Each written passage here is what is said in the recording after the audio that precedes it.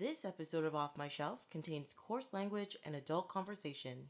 Listener discretion is advised.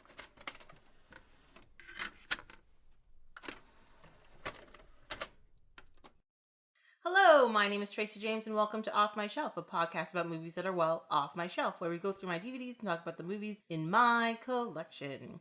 In this episode, Michael Linington is here to talk about a couple of big movies, Big Lebowski and Big Trouble in Little China. Welcome! Hi. Thank you for being here. Thank you for inviting me. And thank you for doing these movies, because these movies are great movies. They were actually a lot of fun to watch. I just enjoyed every minute of watching both of these movies. Big Lebowski I haven't watched in a while, and I was really surprised how I stopped doing everything I was doing and just sat there and watched it and enjoyed it. That's what you're supposed to do. I know, but you see a movie a certain amount of times, and It's like background noise. Yeah, it didn't do that to me. I was kind of sucked into it and enjoyed it. I mean, that's good. As we sit here drinking our White Russians, because I thought it was very appropriate to do so for this. They're pretty good. They're tasty. They're delicious. Can't imagine drinking it all the time, though. No, it's very, it's milk and coffee. But like I said, it was very much like an ice cap, so I don't drink them every day, but... But the dude likes ice caps now. He probably does, but he just throws a little bit of vodka in it or something. Delish. Well, anyway, I guess we could just start talking about Big Lebowski and the dude. I mean, first of all, as soon as the movie started, I forgot how melodic and wonderful Sam Elliott's voice is, and he could just sit there and tell stories all day, and I'd be very, very happy with that. It's also nice to see his face and then his smile go under his big mustache. It's true. Big, squinty, smiley face. Yeah, it's great. And he orders a sarsaparilla every time. Yeah, I was like, what is that? I hear about sarsaparilla in all like westerns on a regular basis and all that kind of stuff, and I never actually knew what it was. And it's basically root beer. So yeah. Like, I looked it up. What was it? It mentioned something about it not actually being root beer somewhere. No, it's a different root, but it's delicious. Yeah, it's from the Similax or Nata plant. And you can get it both, alcoholic and non-alcoholic. But I guess you can do that with root beer now, too, because they just throw some sort of alcohol in it, and they're like, boop, there you go. Also makes me wonder when it actually was made. Maybe it was, like, during... no, it was probably way before Prohibition. Oh, yeah. Maybe it's easy to make, I think. Like, it's makeable. Yeah, well, they said it was popular in the 19th century, and it was widely used as a home remedy. Like, I remember making homemade root beer and homemade ice cream. Oh, I remember making homemade ice cream. I've never made homemade root beer. But root beer tastes like toothpaste and Coke, so it's weird. No, it's... I don't know. It tastes better than any dad's root beer or other root beers. That's what I remember. And then the only place that I've had a root beer that actually was really nice, that was homemade, was that barbecue bar that made the guy, when he had his kids over, he made a huge batch and then put it in the bar so that when his kids come over, they can have root beer. So was it homemade? Maybe that's what it was? So there's no like chemicals and artificial flavors or preservatives in it? It's I think it has like a sitting time and then it ferments or like expands and stuff. So. That's kind of cool. Yeah, it's delicious. Maybe I should track down that root beer because, like I said, root beer tastes like toothpaste and Coke, and it's not very delicious. No, store root beer's kind of gross. Yeah. Even like A&W root beer's not that good. Yeah, I absolutely agree with you. I never understood the love of root beer. We were like, we have to have root beer. Why? I think you need a homemade root beer. Maybe that's what it is. Yes, but people get excited about the store brand stuff. So I mean, true, but I don't know. Maybe it's nice to make something on your own. Yeah.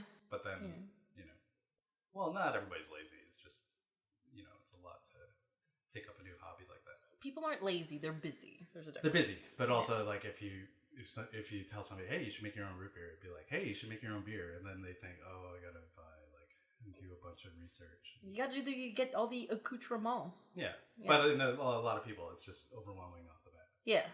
Oh, yeah. If you don't, it's like learning any new skill, right? It's if you don't know how to do something, the pressure and like going out and sussing out how to do something so you can do it is difficult. If it's something you know how to do already, it's easy. Yeah, but it's also That's kind of what makes it fun to do something new, completely new.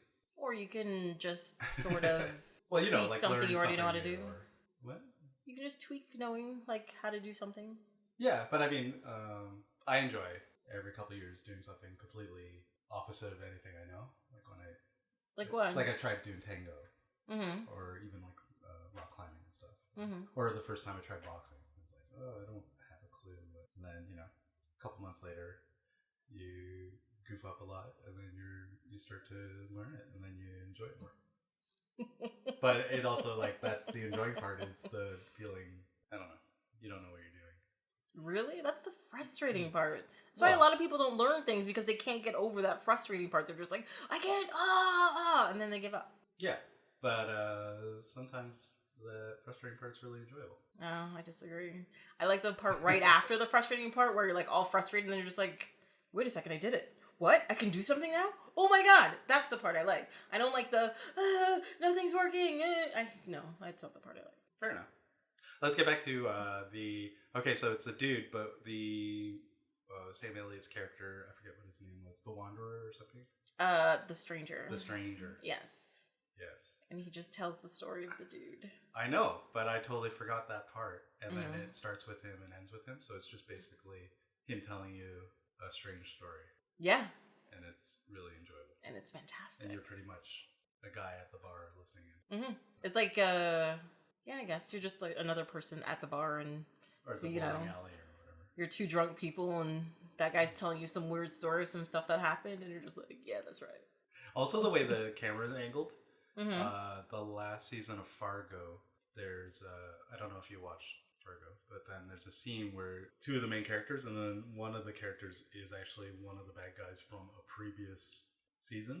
Mm-hmm. And so it's already strange, but then they come out of a wooded area because they got attacked, and they're pretty much almost dying. Mm-hmm. And then they find a bowling alley, and then they cut to a bunch of bar scenes like in Lebowski. Where, oh, really? Yeah, you see the bowling alley behind. And well, I guess that's not surprising. No, I mean, but it's also, they're not. I guess it's produced by the Coen brothers, but not directed. So maybe it's a homage, kind of thing. Yeah, because I would think they would want to, just kind of make references to the actual movies that they've made and the style of stuff that they do and the people that have been, in their movies. Oh, I'm sure it's like a real joy to be working with or get to work on something that is Coen brothers. Yes, I agree. Yeah, that's probably why so many people are in Coen brother films. I bet it's really fun, like on set. Yeah, but weird, like just strange, because everything they do is just weird and strange, but in the best ways possible. Like, I don't think it makes you feel uncomfortable. It just gets you interested and wanting to know more. Some of their, when they want to make you feel uncomfortable, they do it very well. But also, it feels, it's the wrong word, like a slickness to all their films. Like this film, it feels loose and very put together, like a lot of ad-lib or a lot of cutting. But then when you're watching it, you realize, like, no, there's no loose moment in this film. Yeah, all of the scenes, even though a lot of them seem pointless, actually are an important thing that's going on. I was also surprised I found it, like, how funny I found a lot of stuff when I first saw this movie. Mm-hmm. Like, still super funny. Like when he bashes the kid's car. Yeah. It's not his car. Yeah. And then the ashes of Donnie. Oh, and then that scene is so sad, though. That scene is so sad. But it's perfectly, he's perfectly dusted in Donnie.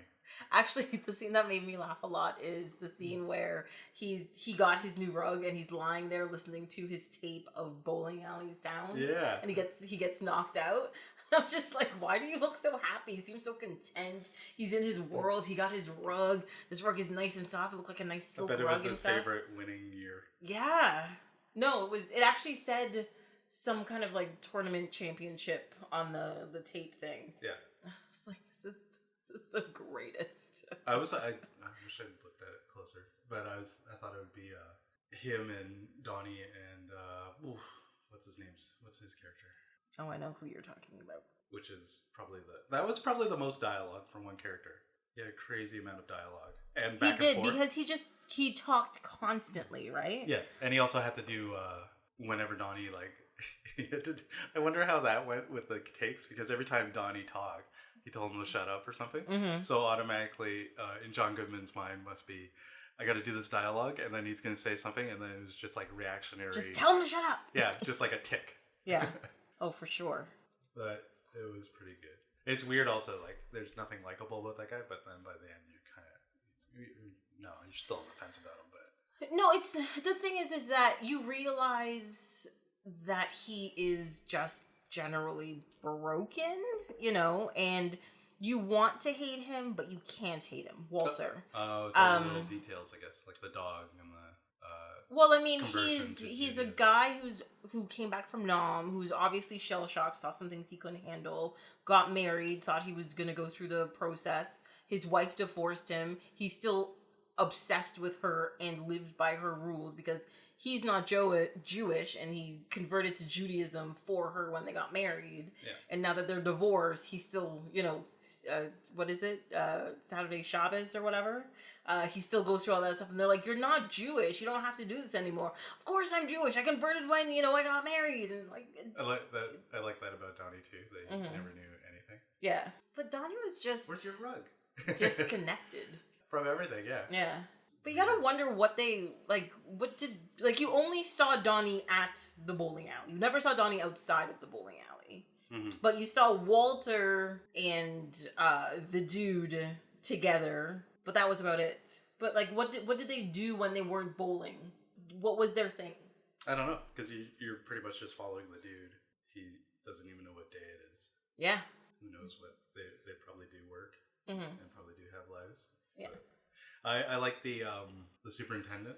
You invited him to his audition or his little. Is that one man dance recital thing? His dance was amazing. Apparently the dude, the first script of it, because, like, you don't know what the dude does. You don't know what he's living on. You don't know where he's getting his money from, right? Mm-hmm. Apparently one of the earliest scripts of it had him being the heir to the Rubik's Cube fortune.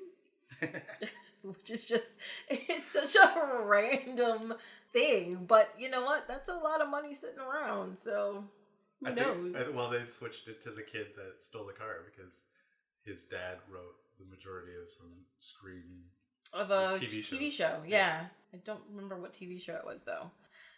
Whenever I thought, I was like, are you kidding? That's amazing. But also it was supposed to be and one right before that, before they put in Modern Time, apparently it was supposed to be a Western.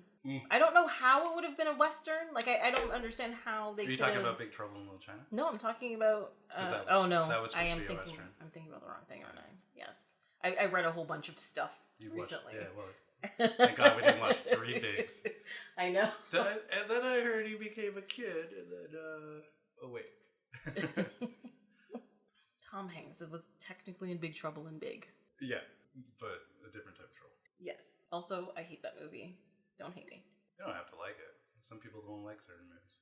I don't know. I just find it inappropriate since I was very young. I found that movie very inappropriate. I found Big Trouble in Little China inappropriate. Why? But also in a good way. In a way like, oh, I shouldn't be watching this. But I'm a little kid. And I'm like, oh yeah, it's cool. Why? Because it felt like so adult, but not adult. It felt like a teenage, even though I wasn't a teenager at the time. Mm-hmm. Yeah, I guess it's not for like a little kid because there are quote unquote scary scenes in it. But I think it is for a little kid because it's just great. I would let a little kid watch that. Yeah, but also I'm weird. I think I'd be a horrible parent because I would let them watch the thing and get really terrified. Yeah, and then they'd know not to watch horror movies anymore. Yeah, or love horror movies. Yeah, and if they love it, well, then they love it.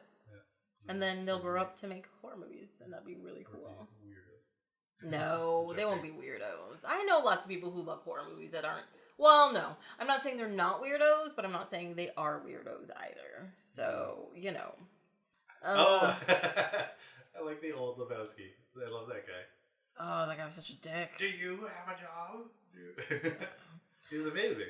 Personally, I think Philip Seymour Hoffman was an amazing, amazing character actor. Oh, it was so over the top. Yeah, but like, but excessive subtlety was so excessive that it made it crazy. It made it uncomfortable. It did. Every scene, yeah. Yeah. And even when he opens the doors, he would like bend over, like as if he was bound. Because it was very dramatic, like melodramatic. He's like, ta-da, doors are open, you know? I like the scene where the dude starts touching one of the trophies, or like the awards. He's like, don't touch, don't, please. He keeps like moving his hand away from it. Smudging it. That's great. I must admit though, for this movie, for a movie that is so well shot and has such really like beautiful scenes and all that kind of stuff in it, the key art like on the DVD and like the poster and everything are garbage. Oh, different group. Yeah, but I mean, I would think the Coen brothers would have some say in what, you know, the DVD cover or the poster would look like to match with the feel of the overall movie. I was listening to, well, this is the other movie, and then I was listening to some commentary of it, and they stopped because I didn't want to just copy the talk of somebody else's talk. But they were talking about they had filmed it, shown it in front of test audiences. Everybody loved it, and then they thought, like, I guess the word in Hollywood was like, oh, it's gonna be huge. You're gonna be huge. And then when they released it, they didn't bother with any promos or anything. And then the poster also, you can't tell who the good guy is really, or like what this movie is about. And it was just, but I love that poster too, where he's like got the gun and it's like a collage of all the bad guys and everything. But also, if you actually, what poster are you talking about? The original Big Trouble in Little China poster.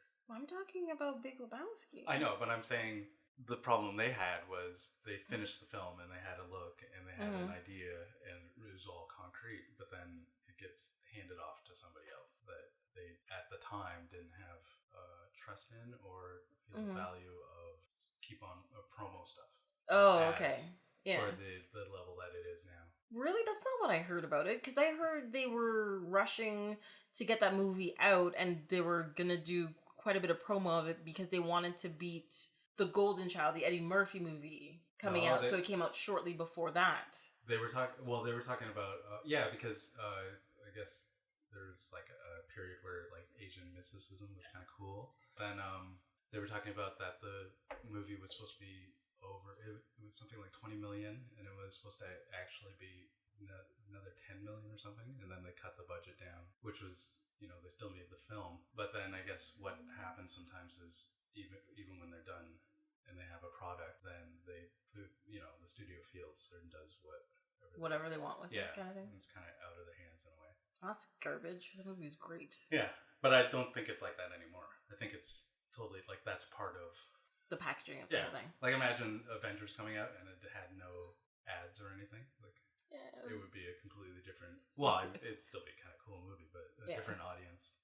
It wouldn't be a big box office thing. Yeah, but that's kind of like saying, like, Star Wars now. Like, you could put out a Star Wars movie, not tell anybody, yet everybody will know and they'll go see it. They'll figure it out. Sometimes there's, like, really good films that just don't... You know, when they come out... Like, Indiana Jones was amazing. The first movie had no... Yeah, I remember being in a theater, or we talked about this before. In the theater, and there's like 5 or 6 people in the theater. And it's like, that's kind of crazy. And also wasn't advertised originally as Indiana Jones. It was just called Raiders of the Lost Ark. That was it. Yeah. Yeah. And then, you know. Oh, okay. Sorry. Tara Reid, she was in that. Yeah, it was 2 seconds. She played herself, I guess. Oh, how old do you think? Do you think that was... What was she in before that? I have no idea, actually, now that I think about it. She's super young in that. Is she that young? I think so. I mean, I think it was very early in her career, for sure. Because the thing that made her big was, like, American Pie, I want to say. I want to say that too, but I've got a feeling she was in a TV show, wasn't she? She was in Days of Our Lives. She was in one episode of Saved by the Bell, The New Class. She was also in a single episode of California Dreams? I have no idea what that is. Oh, side note, I was talking about Big Lebowski today at work, and then one of the guys was saying that they're planning to do not a sequel, but a runoff, and it's going to be John Turturro's character. Jesus? Yeah, and I was like... I love that character. But I'm also like, you want to watch 2 hours of a pedo? I don't know. He exposed himself once to an 8-year-old and then had to knock on everybody's doors. 8-year-old. That's the best. But I liked... He was this 8-year-old. One thing I liked about the character was the fact that how much they thought about that character. He had a very specific look, move, backstory, everything. Like, his speed suits always matched, big purple, Big purple pinky finger, or pinky nail. Yes, because he was a coke addict, obviously. But no, like, the first one was purple, and then he had a blue one, I think, the second one. It was a different color. Nice. And the ball he was rolling with matched the suits the both times. Shoes and everything. His handguard looked really elaborate also. Did. Yes, that was the whole thing. He was really into bowling. Bowling was great. They're all into bowling. They're all really into bowling. Yes. Well, Jackie Treehorn, great porn producer name. Oh my god, that part made me laugh. I loved it. He's on the phone and he sketches. Yes. And then takes off. We gotta see what he sketched. Like, what? Because he thought he was writing some kind of crazy note. So apparently, too... So at one point in time, the dude, when he sleeps with, whatchamacallit? Julianne Moore's character. And she's like, what do you do? Right? And he starts, like, going through, like, his history or whatever. And he says a couple of things, which includes, he was one of the original writers of, like, the Port Huron Statement. And I was just like, excuse me? What is that? And I was like, oh, did he just make something up? Yeah, I looked it up. Of course I did. Apparently in 1962 is a political manifesto for the students of a democratic society. I don't know. That's what I got out of it. What was the other one? He was a roadie for a band. Yeah, and one of the other things was he was part of a something 7. What was it? I really gotta start taking better notes and not just leave windows open on my desktop. Oh, it was a rock band. No, the other thing wasn't a rock. It was another movement. Because apparently, like, the dude was actually based on a person they knew. It was a guy who helped them distribute their first movie, Blood Simple. Jeff Dowd. Yes, Dowd. Oh, there it is. He was a member of the group, the Seattle 7, and the dude in it says the Seattle 7 as well. They were an anti-war group, yeah. So I was like, oh, okay. They're not the ones that bomb people. No, they're anti-war. Oh, that was a weatherman. Yeah, no, totally different. Yeah. Yes. So I thought that was really cool. You know, take some antics from, like, the real people and put it in there. Yeah. And Julianne Moore's character, Maud, was actually modeled after a visual artist called Carolee Schneemann. Schneemann. Schneemann. I wonder if her art is very vaginal as well. Performance art, maybe? Or, yes. Installations. Oh, she's that naked drawing lady. That's what I thought. Okay. Yes. The one where you sit at she has to sit at the tables? No, it's this one. Oh. So I guess that's what they were going after. Is she the one? Oh, I know which one you're talking about. Where you just, like, stare into her eyes or something? Yeah, she did a bunch of installations with her ex-husband or husband at the time. And then... I'm not seeing any reference to that in this, so I'm not 100% sure. That's okay. But yeah, based on a real artist. I mean, I'm really not overly surprised, but at the same time, kind of surprised, because... I like the amount of work you put into Big Lebowski, and all I did was... watch the movie? Watched it. Yeah, I feel bad about that. I don't know. And why? The only thing I took time was like, oh, what's it say when Donnie dies in the funeral home on the wall? It's like a passage behind him.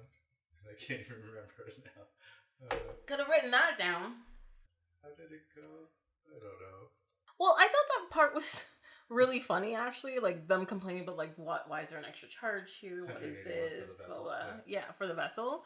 Because funerals are expensive. And it's actually, I know this is going to sound awful and weird, like I'm talking about shoes or something, but it's a booming business right now. Because it's the end of, like, anything to do with, like, geriatrics and end-of-life care and funerals and stuff like that is going to be huge for the next 10 years. Yeah. Bigger than usual. I know everybody dies and it's always a needed whatever, but at the same time with the, like, baby boomers heading out and all that kind of stuff, which is one of the largest generations that has lived for this long time, it's gonna be a big thing for a little while. They try selling you everything from that to they tried selling my dad a future spot or like to rent a future plot, which we were into, mm-hmm. but then also the actual funeral home was trying to sell him. You could put some payments down for your visitation, and he was like, no, like we're here for this funeral. Yeah, I don't really want to think about another one at this point in time. Yeah, they just get because they start you off with a bunch of essential things that you need for mm-hmm. the visitation, the funeral procession, and mm-hmm. then they start poking you or seeing how far you'll go for money, which I think is awful. Yeah, it is, but it's also out of the blue because you're just already in shock. Kind of. The thing is people like to take advantage of people that are in desperate situations or in situations that they leave them in like a horrible state, because mm-hmm. then they're easier to manipulate or be like, yeah, sure, do whatever, blah, blah, blah. And then when their head clears and they get a bill for like $15,000, they're just like, what the shit is this? Also, some people react differently, so. Yes, that is true. A lot of people just jump straight to lashing out or getting angry. Which is weird because that doesn't seem like a perfect time to try to gouge somebody or ask them for more money. Well, to them, obviously it is because it's a one-time deal per life, but I mean, everybody does it. So, I don't know. Like, I don't see why it needs to be that expensive because apparently on the average funeral cost is between $7,000 and $9,000 and the average cremation cost is $6,000 to $7,000, which I think is crazy. They lucked out then. 181 for the... No, but it was just the vessel. I know. You didn't see the rest of the charges, just the vessel. I know. Obviously, it wasn't that much because they just got a Folgers cup and put them in that big tin. Well, maybe that's all they had left. Oh. That's one of the reasons why I think that scene is so especially sad. Because you're just like... They don't have any more money.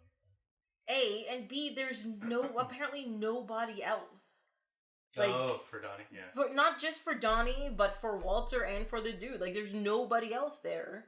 And you just have these two guys mourning this one guy, and it's sad, and he gets blown into your face, and you're just like, oh my god. It also might be illegal. Well, to just dump somebody into the ocean like that? My dad... Another story. My dad swam with a guy that used to be a pilot in World War II, and then his wish was to be spread over a certain lake. And so his family, my dad was going to go, but then they said, no, it's too risky. And then only the pilot and the daughter went, and they spread the ashes in a flame for him, because that's what he wanted. But it was illegal. Was it illegal for them to fly over, or was it illegal for them to spread the ashes? The ashes, yeah. But they did it. Yeah, of course, yeah. But also didn't want to get anybody else in trouble in case. Just in case, yeah. That makes sense. So, yeah. That could be another reason nobody was there. But your reason is probably the actual reason. Yeah, they all seem like just incredibly lonely, singular people.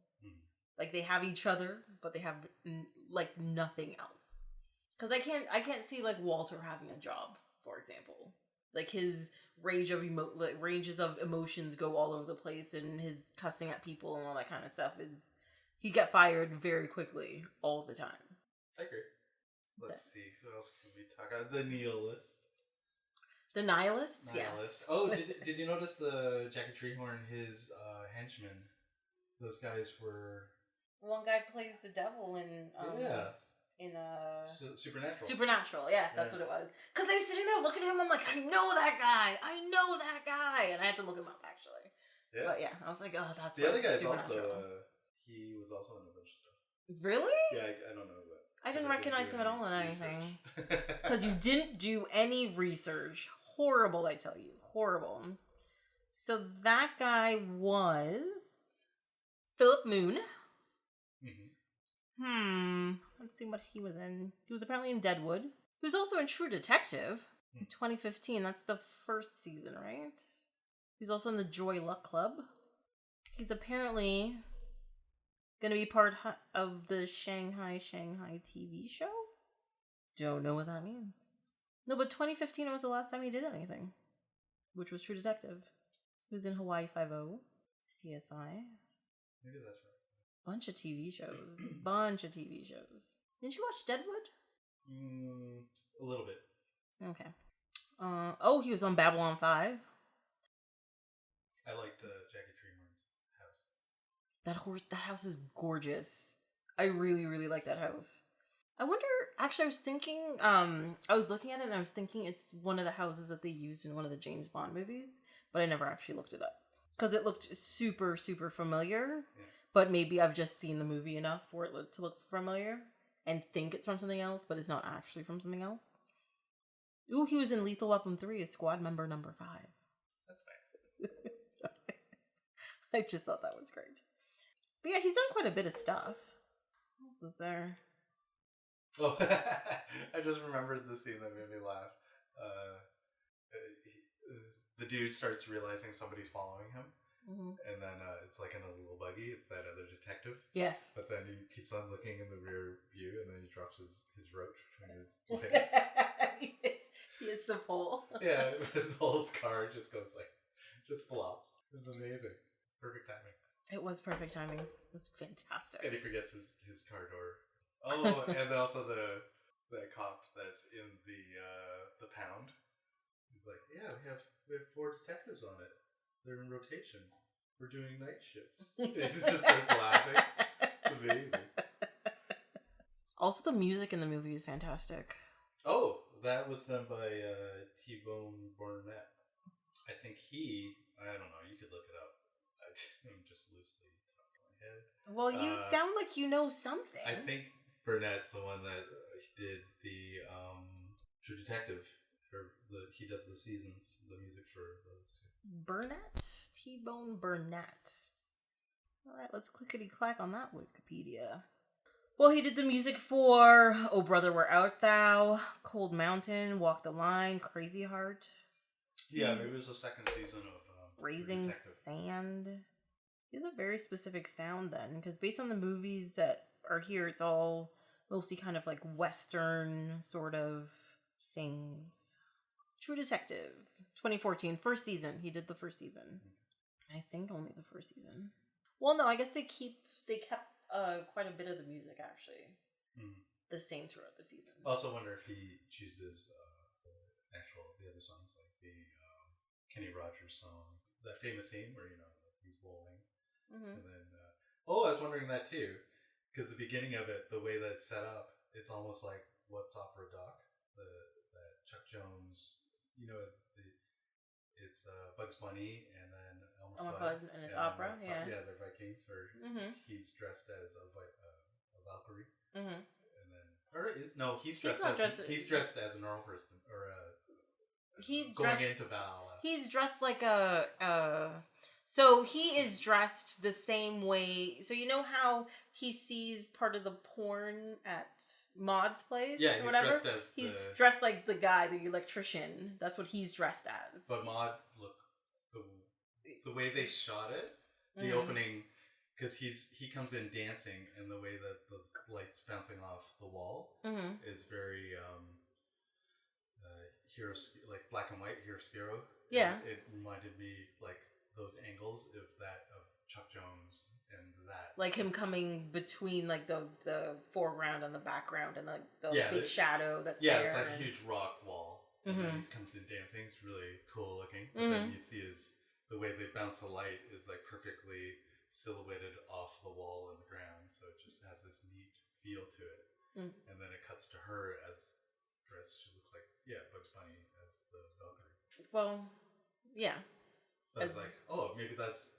I'm not saying I'm saying that that's part of the dream, because each of those sequences that he had when he got knocked out, and then he was flying, and then he saw her on a carpet. It's like things that he's seen during the day. Even in that is that big long sequence. Saddam Hussein gives him like shoes. The shoes, At the beginning, they're talking about. But it was the beginning of the war. Right, yeah. I thought that was great too. Yeah. With like the giant wall of shoes, and then he turns around and gives him the shoes, and you're just like, what? It's Saddam Hussein. Nice little touches. It does, yeah. No, I also like how think big it's his great. eyes get. Like he's just like in the first dream and the second or especially when he turns around, he's looking up the Of course, skirts. His eyes get like he's like, ridiculously what? huge, cartoonish. Because he's a perv. I like his dancing. He could dance. I wonder if that was Going down actually the streets. choreographed, or they were just like, Stairs. just what do you do when you hear this song? Do that. Oh, they must have. Yeah, that must have been a big deal. Yeah. Especially, yeah. I think they love doing that era of choreographed huge numbers. Yeah, because from, that's like, not the 30s. that's not the last time they do that though. No, they did it in what's the other one? They did in Hail Caesar Yeah, for Hail sure. Caesar. Didn't they do it in another one? Why do I think they did it in another one? Probably. I'm wondering if, as a director, at some point you want to do one of those, just get a dance number done. Totally. Just have it.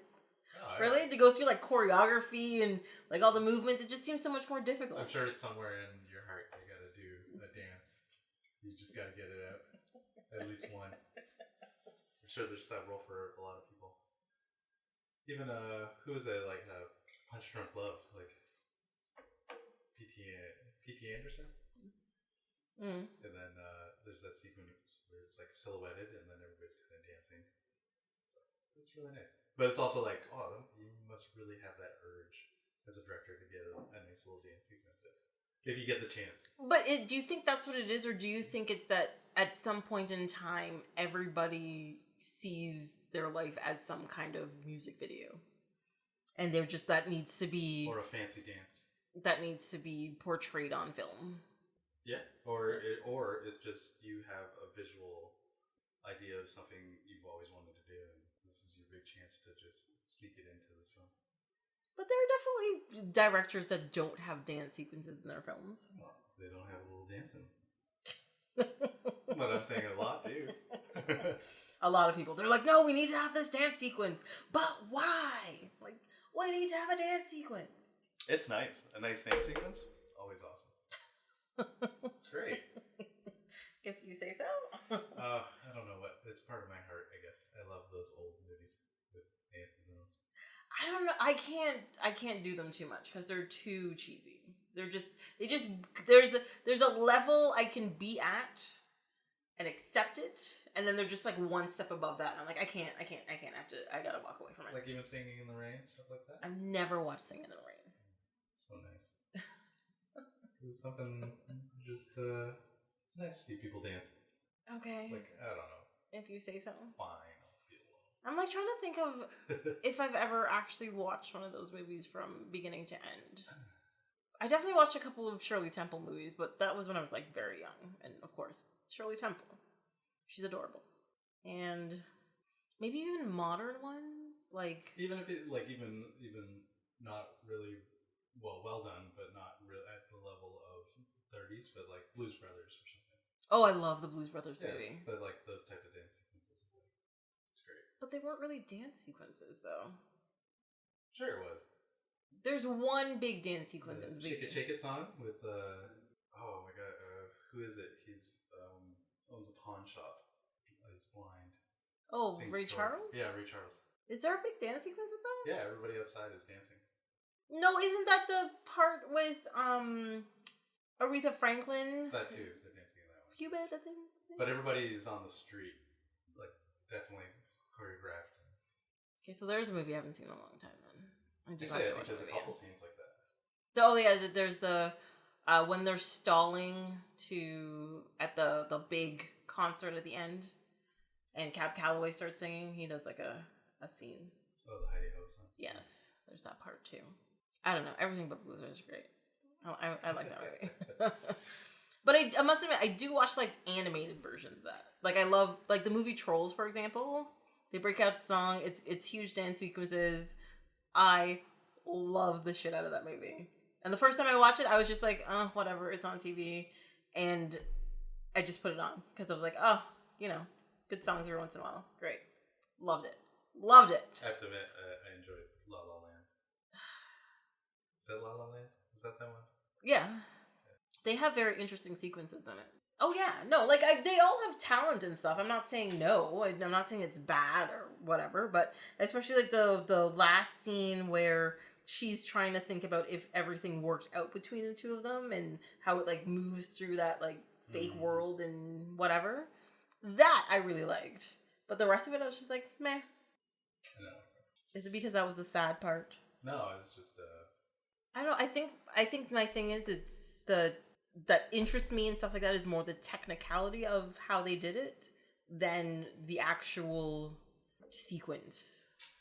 I wish I looked up for Big Lebowski is that dream sequence where the big bowling ball's gonna suck him in, and then he's obviously like they just cut it perfectly, and the it's filming, rolling. Yeah. Yes. I wonder how did they just rotate a camera and go down? But that was way before like GoPros and stuff where you can stick like a little camera inside or something. But if you're on a bowling alley, you could probably stick a camera on something that rotates and just push it down the bowling. But wouldn't the perspective be like kind of weird? It would be that, and then you just cut a bowling ball shape. No, but you still have to believe or have it there already. That the thing is on the lane, hovering above the lane. If you understand what I mean. Yeah. I don't know. Or do you think what they did was they took like a camera? Maybe they do little rotations, like little 3-second, like little, not a complete 360, but they did like less than 180. I don't know. Or 90 degrees. Oh, I know what you mean. 90 degrees again. Yeah. So like they're at one spot 30 degrees, then move another spot 30 degrees. And then you can kind of blur the bowling lane and also the ceiling and have them just kind of blurred out. But the only things that really catch your eye is the pins and then who threw the ball. Exactly. That's great. See, I wish I did some research. This is all your fault. You could have done research really, really easily. They also did a lot of 3D bowling pins and yes, they did. Because it looked like they wanted to use as little as possible. Yeah, I think, but I think that's one of the things that makes the movie work is that they're just like, yeah, we're gonna have some fantastical sequences, but we're gonna make them as practical as possible. Because that's my thing. I love a good practical effect. It ages better. It looks good. Because the people can actually interact with it, so there's no weird it's like eye line issues and all that kind of stuff. It works. Yeah, it's grounded in reality. Yeah, because that's what it is. It also makes me want to. I wish I did do research and find out where that bowling alley is and if it's famous. And the same with there's a burrito place that they pass by. It looks hold on. The bowling alley is real. Okay. The bowling alley is called the Hollywood Star Lanes on Santa Monica Boulevard in Hollywood, California. There you go. Boo, boo, boo. Sorry. Okay, I should have read more. The building was demolished in 2003 to make way for the new elementary school. Yeah. Oh my god, that's so true. Okay. And there's also a note here, weirdly enough, the dude has never actually seen bowling in the entire movie. No. Don't you see him finishing at the beginning? No. Yeah, well, you don't see him actually bowling, but you see him coming back from the lane. Yeah, but you don't see him bowling. Yeah, oh, okay. I agree. Yeah. That's true. Until I read that line, I was just like, oh my god, yeah. Because you see Walter bowl, you see Donnie bowl, you see Jesus bowl. There's, especially at the end of the movie when the stranger is talking, when it's cutting to him, you see that one guy in the lane who keeps throwing strikes in the background. I thought that was amazing. That's amazing. Yeah, so you see like several people bowl, but you never actually see the dude bowl. Because even the one time where he meets them there, he walks and he's all upset. He just sits down. He doesn't actually do anything. Okay. And he just starts like talking or whatever. Like, oh my god. Oh, okay. Found it. Okay, you want to know how they did the ball rolling scene? Yeah. So, to get the POV shots of the bowling ball rolling on the lanes, the camera was mounted on a specialized RC car chassis. Oh, that reached speeds up to 20 miles an hour and followed actual balls that were bowled on set. Oh, so they did. They just made it rotate and go towards the pins real fast. I don't understand though. But it says the camera was mounted on specialized RC cars, and then followed actual balls down it. But how do you get that rotation? Well, I guess the RC cars are going at whatever speed, so somebody's manually, like it's like a little car, and then they're just following in the next lane the ball that's going at at how fast the ball would actually go. But how do you get the rotating effect then? I'm guessing it's mounted, and then it's just like rotating, like it's specifically connected to the rotation of the wheels. I'm guessing. I guess we'd have to look at it. I don't know. I don't get it because that doesn't make any sense to me. Because the other thing I can think of is that if, for example, like they have the car and they have the ball like right in front of it, and like there's a hole in the ball, and as it rotates, the camera films right through it. And I think they did it separate from a ball, and then they just use a ball in the next lane to get the relative speed for the little car. So that they look like they're going. That's the speed of a bowling ball. All right. I have no idea. In your mind, do you picture the camera is like a donkey and the bowling ball is like a carrot in front of it? Not really, no. Not really. Picturing like, what type of contraptions in your mind? No, it's more like a steamroller, right? Whereas the RC car and the camera are like the actual like vehicle, and the ball is like hooked onto the front of it. Oh, and there's like lodged inside. Yeah, and not lodged, like lodged onto like the actual car part.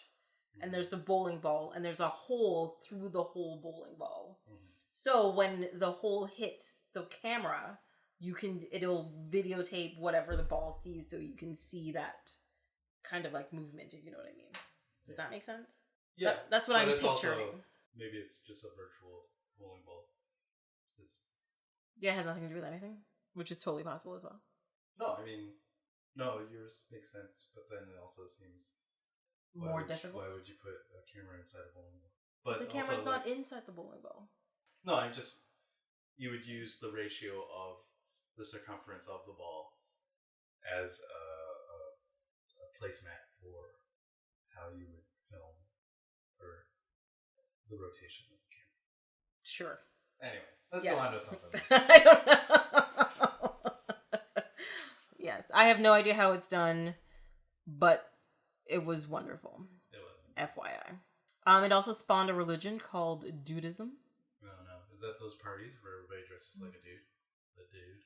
No, that is actually a convention. It's a festival that happens in Louisville, Kentucky, called Lebowski Fest. Apparently the first couple, I don't know where the original ones happened, but they were happening like there'd be a party and everybody dressed like Lebowski. And Jeff Bridges actually dressed up in his Lebowski gear and went. But did you know most of his wardrobe was just his clothes? Apparently, including those jelly sandals that he owned. That's just stuff he had. Which is that his shirt? That T-shirt that really stained out?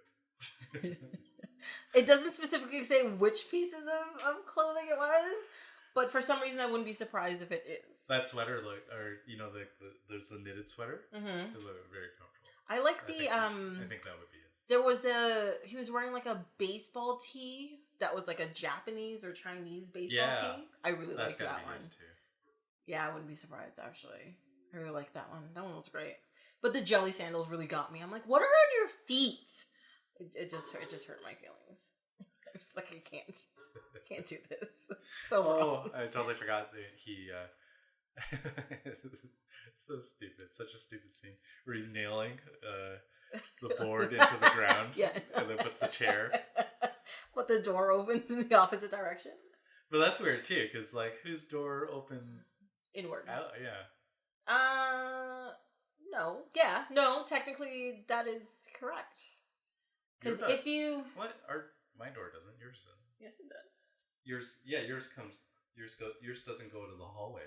That's what I'm saying, but his does. Yeah, and that's why wrong. It's weird. Yeah. That's also like really funny. Because that also means where he lives was probably coded to be some other type of building at some point. Because public spaces, your doors, because of emergencies, are supposed to open outwards. But maybe it's housing made during or after World War II. Maybe it's just old, which is totally possible as well. But it did make a funny scene. Mm-hmm. And then when he comes back later and he's all frustrated and he sees his apartment turned upside down, then he trips over it. That's also funny. Very funny. Because that means the filmmakers did not forget about the thing that he did. Also, the amount of nails they use is ridiculous. He didn't want it to move. It's good. Well, it's very good. Oh, such a great movie. But I mean... Oh, we gotta talk about the Nihilist. Nihilist? Yeah. Yes. And then Donnie kept on... One of them was Flea. It was great. Yes. Nazis. Well, because they're German. Yeah. Yes. Oh, and then the head guy was that awesome guy that's in... what was he in? Constantine, where he played the devil. Yeah. He was also in Fargo when he put Steve Buscemi in a wood chipper in that one. Yeah. Yeah. And then he's also in that Spielberg film with Tom Cruise. Wait, which one? The one where it's like three of them and then they can see the future? The Cognates? Oh, Samantha Morton's first of all, or whatever. It's what are they called? The Recogs, I think. Recogs, yeah. Is that what it is? Yeah. I don't know. But yes, it's oh my god, now my brain is just gonna break all of a sudden. Wait, is he in that movie? Tom Cruise? No, the other guy. He plays a doctor that he caught and then arrested. But then he had to do that black market change his eyes. Mm-hmm. And so he went back to that guy. Oh, that's right. And then he does and he has like a runny nose, and then he does like a weird noise all the time. Yeah, goes, and like the whole place is like dirty and gross. Yeah, and he actually does leave him food and a proper sandwich, but then Tom Cruise goes and picks up the wrong thing. He also has a rotting sandwich besides the normal sandwich, which makes which made the scene so much funnier. Minority Report, sorry. Totally makes sense. Yes, and rotten milk next to rotten green milk next to a fresh milk. No, it was on a different shelf. Oh. It wasn't set, it was on a different shelf. I don't know why he wouldn't have just thrown out the crappy stuff, but it just made it better. It did. But yes, that was Minority Report. John Goodman throws the bowling ball at Flea, and I think that would be the reaction if getting hit by a gigantic bowling ball by a you'll get the wind knocked out of you. Or maybe it would even break your ribs. There's that too, yes. It also depends on, well, I'm assuming he's using like a regulation ball, which I think is like 13 pounds, I think it is. Is it 13 pounds? Something like that? He really whams him. Yeah, he does. It's so funny. And then he full on like Mike Tyson's the other guy and like bites off his ear. Just like, oh my God. That's what he went for right away too. He didn't even try to like punch him or anything. He just like grabs him and just bites his ear. You're just like, oh my God, what is happening? It takes the ghetto blaster off the other guy. Also, I like that they order pancakes all the time. Different types of pancakes. Pancakes are delicious. They are. I feel sorry for that girl. She lost a toe. She's an nihilist. She cares not. But it probably still hurts. No. Next to a pancake, nothing matters. But she was supposed to get $1 million. Oh, God. Yeah. Silly. I also like that. What were they called? The Autobahn? Like they had a record? Yes. Was it the Autobahn? Or wasn't the Autobahn? Like Kraftwerk. Yes, they did. Now, talking about great bands, we can go on to Big Trouble in Little China. Oh, okay. We got time? Well, no, because one thing I found out is that it was John Carpenter's band that did the music for the movie. Yeah. And as I was watching the movie, I'm just like, this is the worst music ever. Yeah, he sang. It was him singing. It's so bad, though. Like, it's so excessively 80s. It was like they were making fun of the 80s in the 80s. No, like, that's how that music is. I don't think he was making... I think that's him. I'm not saying no. I'm just saying, like, for example, if this is the first time I saw that movie, I'd be like, oh, the music is supposed to make fun of the 80s. And then you're like, oh no, this was made in the 80s. Oh no. Yeah. Yes. Yeah. It's one of those things. He put a little heart in there. So I'm gonna make another beverage for you. Yeah. Thank you. They're delicious. But we're gonna make a Big Trouble in Little China beverage. Oh. What Best is done. do you mean? You can have another one of those after, but we're drinking themed beverages today. Oh, we're drinking what they drank when they were playing not Mahjong. They were playing what's the game they were playing? Were they playing? They weren't playing Mahjong. What were they playing? No, they're playing something else called Duan or something.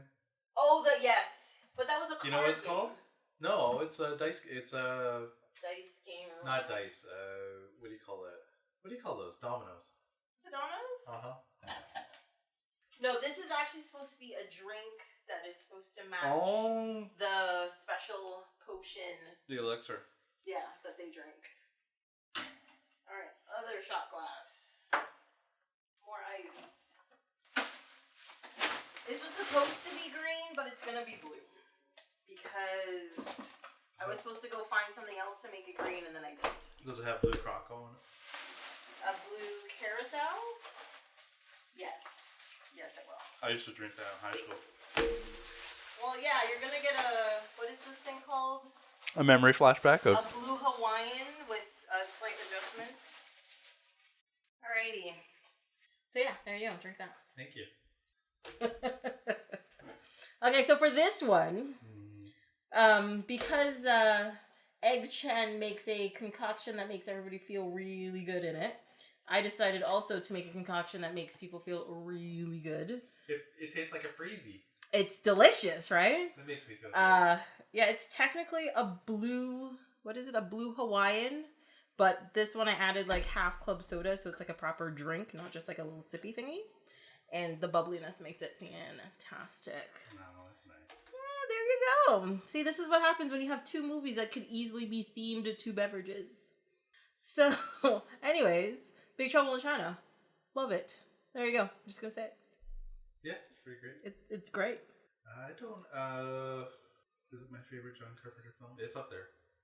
What is your favorite John Carpenter film? I don't know, there's a bunch. The Thing is great. They Live. Also could rock Kurt Russell. Yeah. Mm-hmm. They Live. Escape from New York. Really?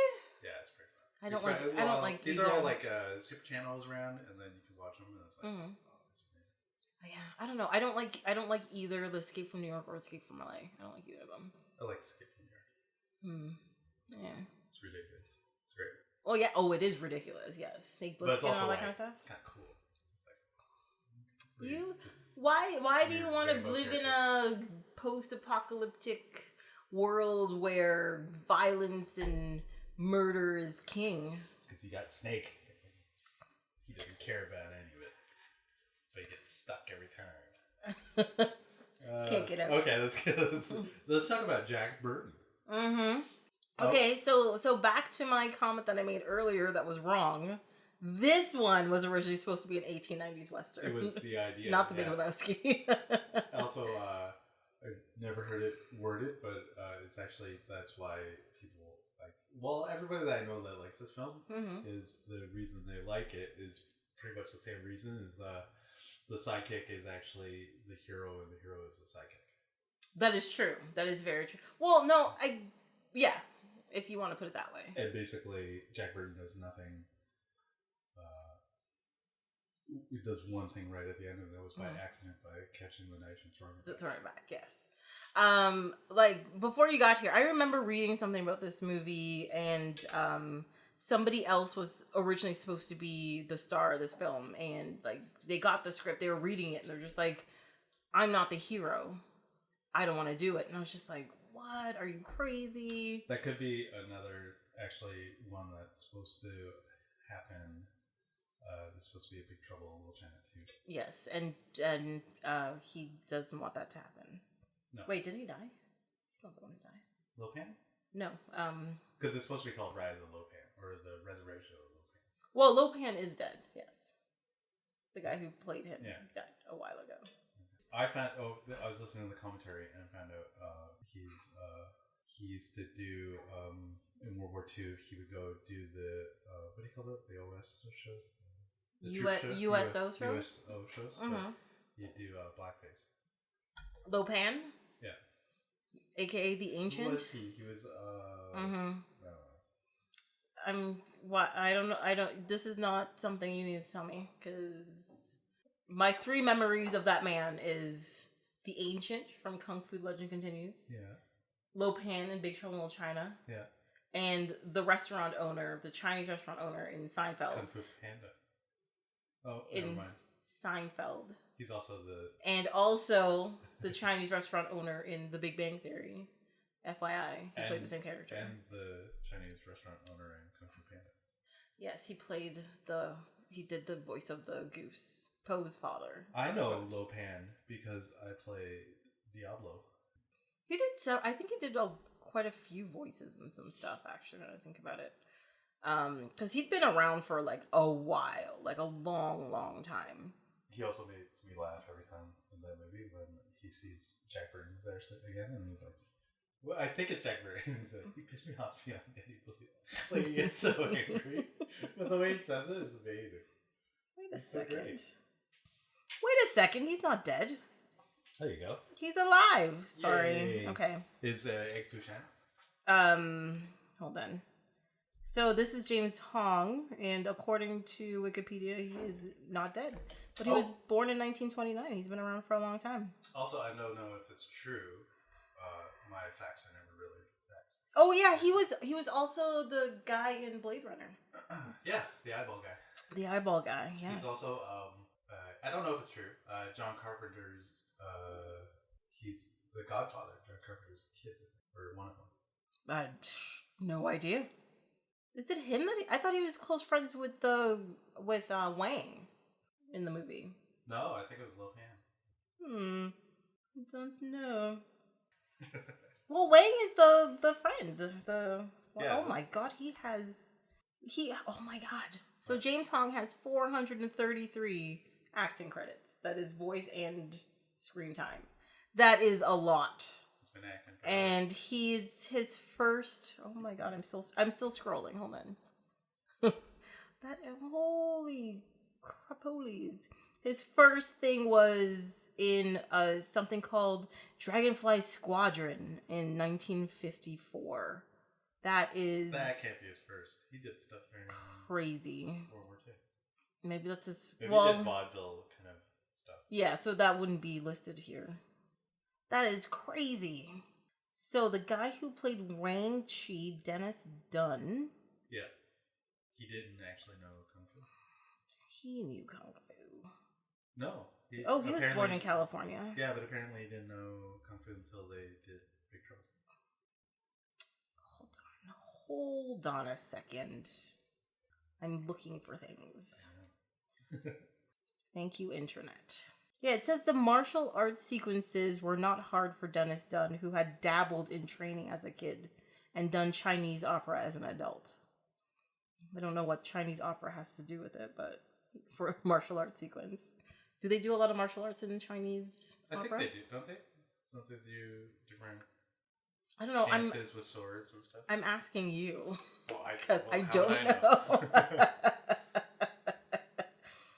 Makes me want to go see Chinese opera, though. Or wait, Chinese, what'd you call it? Chinese opera is what it says. It's just called Chinese opera? And that's what it says in this thing that I'm quoting here from IMDb, so I'm not 100% sure. And there was something about John Carpenter and something else about him and Dunn. And I don't know where it is. I'll just find it at some kind of random point and be like, blah. That's okay. So, also, one thing I noticed for the first time, because I was like, why the hell do they call, like, the truck the Pork Chop Express?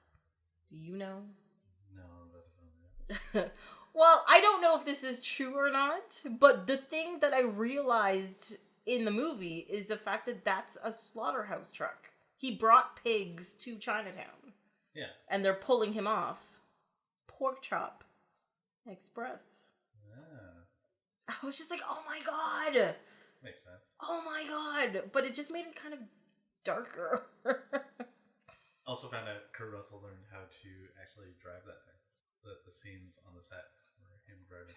And then there's one scene where he almost hits a wall, and they left it in. Oh, that's right at the beginning where it's like they get in an alley, right? Yeah, they get before the fight happens. Mm-hmm. Yeah. I mean, I think it makes sense. but it's also really funny. Imagine he wrecked the entire set. Oh. He's like, and there goes the set, reset everything. We'll be back in 20 days and $30 million. Oh, and I was when I was listening to the commentary, they brought up it's kind of cool, but apparently after they finished the film, one of the Jacksons is Michael Jackson, I think, was looking around at the set, and then they used it in one of Janet Jackson's videos. Oh, is it What Have You Done For Me Lately? Not sure, but it's the Chinatown set. See, now I'm trying to think of which set it would be. Because it's definitely not Rhythm Nation or Pleasure for Nipple or Nasty or... No, those are too late anyway, so those won't count. Well, apparently that set's still around on the lot. What? Like, they just refurbished it and changed it up a bit. Mm-hmm. And they talked about Kurt Russell's clothes and that the moccasins, those are his moccasins. Really? Yeah, and then later on, his son, the guy that's in Overlord. Yeah. They were I think it's Banff or something, and then they saw moccasins in the window, and so it's like, hey, don't you have a pair of those? And they actually got his son some too. Oh god, so they're just walking around together with moccasins? I don't know. Maybe they're nice if you're, out in the cottage. Mm-hmm. They're like big Uggs. Man Uggs. Man Uggs? Yeah, moccasins. Just call them moccasins. Uggs stole moccasins from the natives. They did a good job of it. But, well, I guess, would Aborigines in Australia have had moccasins? No, it does get cold in Australia. They call them Uggs. Wow. So wrong. All kinds of wrong. That's the best about Uggs is Australians come here and then they see people walking around in the snow in them and then they think they're insane. Well, yeah, because they're supposed to be like slippers and just, stuff. Yeah, they don't have insulation. They're not waterproof. That's why Uggs always look so gross in winter and stuff because it sucks up all the salt in the water and it's disgusting. And then if you get real ones, they're like $300. You've just ruined $300 shoes. And well, not really 300. They're like 100 and something bucks, but still, then you've just ruined really nice shoes or expensive shoes. Not nice. And yeah, comfy Uggs. Mm-hmm. He wore them all throughout the film. I see nothing wrong with that. I also love his shirt. Yeah, somebody saw it and then they bought the print and made a whole bunch of copies for the movie, so you could wear that. You could just wear it the whole time. Yeah, well, a bunch of different tank tops, the same thing. Yes, I like it. Yeah, and I like the way they all dressed up. Mm-hmm. Let's see, Victor Wong. I also like Victor Wong. He's great. I also like. He did die in 2001. Egg Fushan? Wait, wasn't he also... Oh, that's really funny because... So, Big Trouble in Little China was pushed through production really quickly to beat Golden Child coming out. Yeah. But Victor Wong was also in Golden Child, so he got the money from both movies, so it was all good. What else came out? They also said what else came out that year. Rainbow and Aliens. Yeah, because it was 1986? Was it? That was a good year for movies. Yeah, 1986. Hold on. He was also saying Big Trouble is... so he made Starman, John Carpenter. Mm-hmm. And they made The Thing, but it was so dark that the studios told him his next film had to be lighter. Oh my god, that really is a good year for movies. So, I'm just going to say this. Yeah. So, 1986 includes movies like Platoon, Aliens, Top Gun, Stand By Me, Ferris Bueller's Day Off, Blue Velvet, of course, Big Trouble in Little China, The Fly, Labyrinth, Highlander, I mean, come on, Pretty in Pink, Hannah and Her Sisters, Star Trek 4, The Voyage Home, I mean, come on, that's good stuff. Short Circuit, Karate Kid Part 2. That's a good year. Critters. That's a great year for Crocodile Dundee. Sorry, I'm just gonna gonna stop reading this list. Some of those weren't that great. Flight of the Navigator. What are you talking about? These are all great. Little Shop of Horrors. I like Little Shop of Horrors. That is a great movie. I didn't like Flight of the Navigator. That movie aged really badly. Peggy Sue got married. It's fine. Yeah, that's great. Howard the Duck. That's not great. What are you talking about? The animation's great. The movie is. movie's wonderful. There's bestiality. There's intergalactic beings. There's that Playboy in the beginning. Yes, it's fantastic. What are you talking about? So Big Trouble.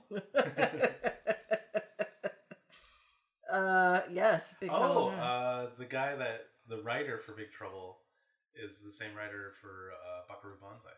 That is correct. It's exciting. Also found out he didn't like Kim Cattrall, or he wanted to rewrite her parts or something, and then Carpenter put a stop to it and just said, "Yeah, she's doing good. The role that she's doing." I mean, her role in general is kind of like exaggerated. Yeah, but it was. But I guess that was the point. I liked it. It was fun. Yeah. She also has like this awesome scene where she wakes up from being under the spell of Lopan, and then when she opens her eyes, she opens with one eye first. Yeah. And then the second. It's like, it kind of made me laugh. It's pretty good. It's great. She gets those action techniques from movies like Mannequin. It's beautiful. Oh, she's not bad. I love the movie Mannequin. What are you talking about? Okay.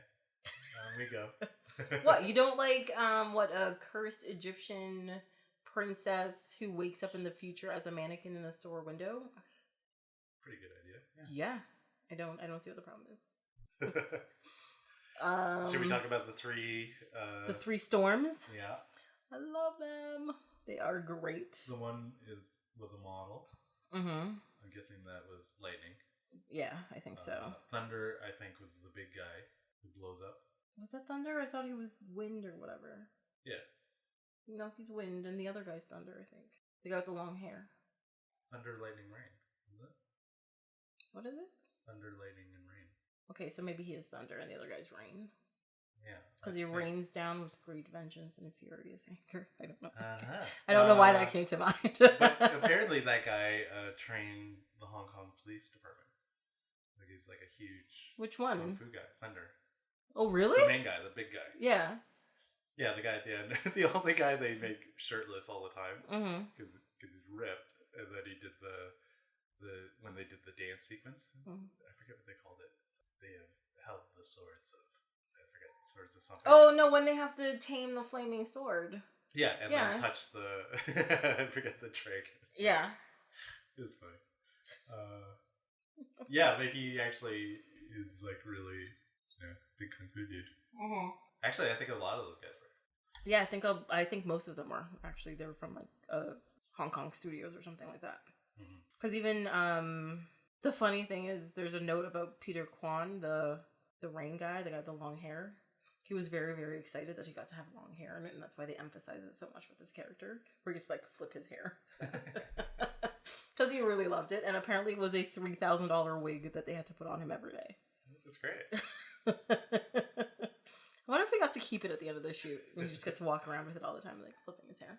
The best was in the commentary. They were like, "Oh yeah, this is where we get," and then the fight starts in the alley, and they're like, "All right, this is," and then both of them start laughing, and then I think it was Carpenter was like, "This is where people realize this ain't the movie they thought they're gonna see," and then all all of them pull out their little utensils, and do all their kung fu tricks, and it's like.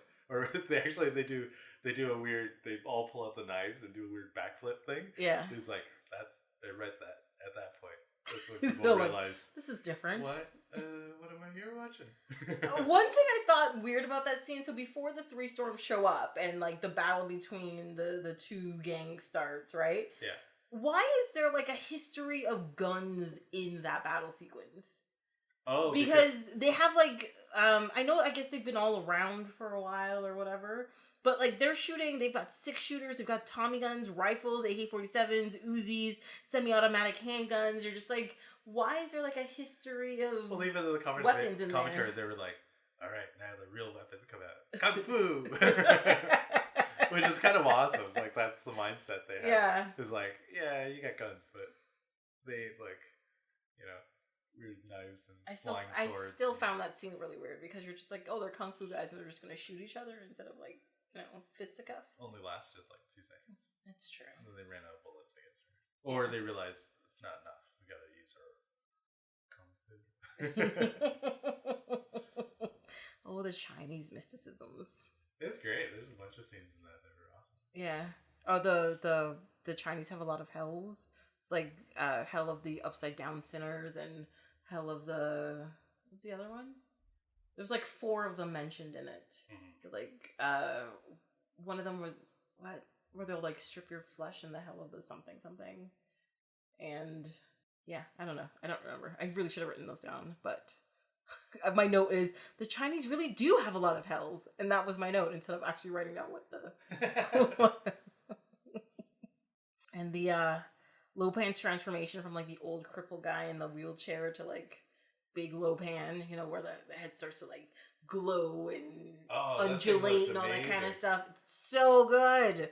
It's so good. I loved it. It's like a piece of plastic. Yeah. It's great. It wasn't even like, it was like a lamp. Yeah. Really cool lamp. Nice.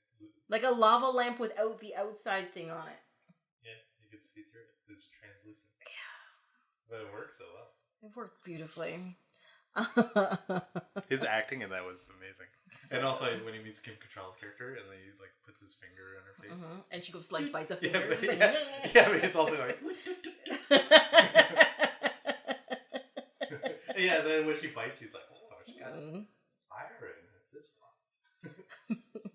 I also like that Lopan's like hall where he's gonna get married.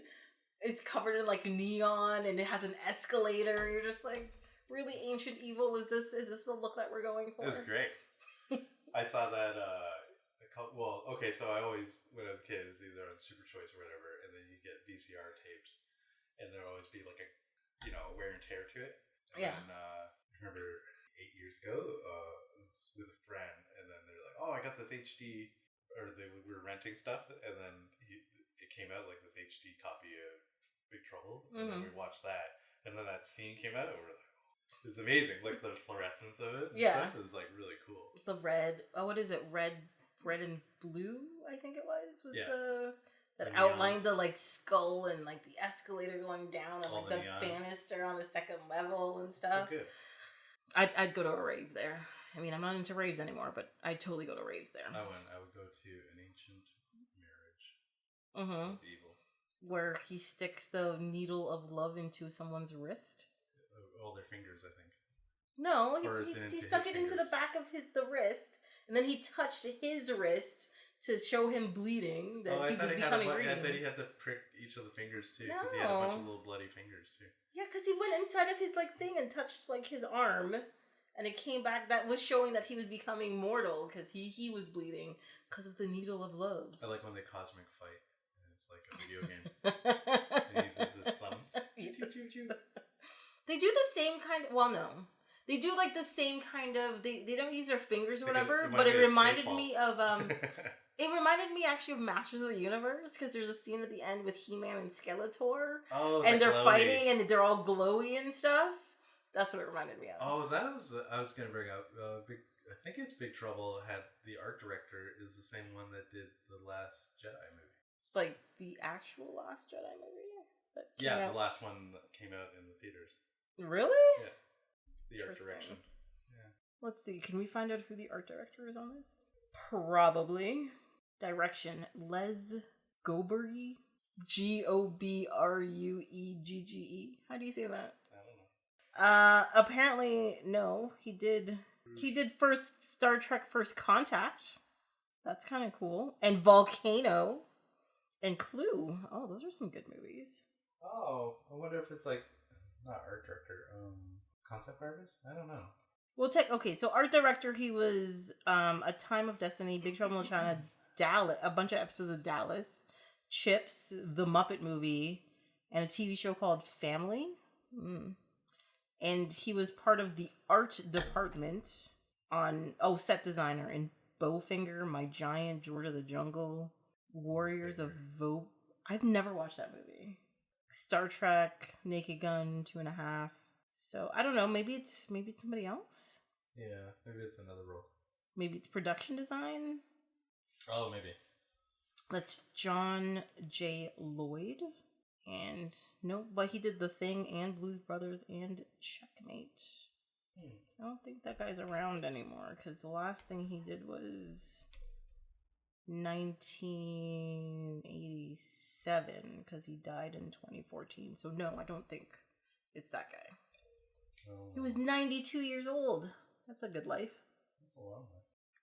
I like Wang's fight with the Storm guy when they're doing all the flips back and forth, and they're like flying together, and he looks at him like up and down. He's like his eyebrows. Oh, the double eyebrow. Yeah, that's great. It still gets me. I love it. I absolutely love it.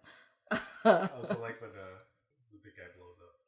But he looked so hurt when he walked into the room and he saw Lopan there. It's like he's going to cry, and he's just like a child having a tantrum. He's like, no! And that's why he has to blow up and destroy everybody. He played it well. He did it fantastically.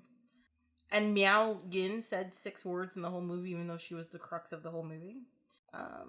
Yeah. Like, it's just at the end, she's like, no. Yeah. That's all she says. I totally forgot. There's like Cattrall, and then she has her friend. And her friend has a bunch of lines, but gets kidnapped and then just hangs out in the apartment with the guy that likes her. Yeah, that's it. Yeah, I don't know. I didn't actually I got so distracted by this movie. Like, I put it on. I was like, I should be taking notes. I was like, oh my god, this is so great. Then the movie was done. I was like, oh, I didn't take any notes. There's also a scene where they dive into the water to escape, and they're going through the sewage, and everybody has there's a bunch of people that have these awesome dives. And then Kim Cattrall's dive.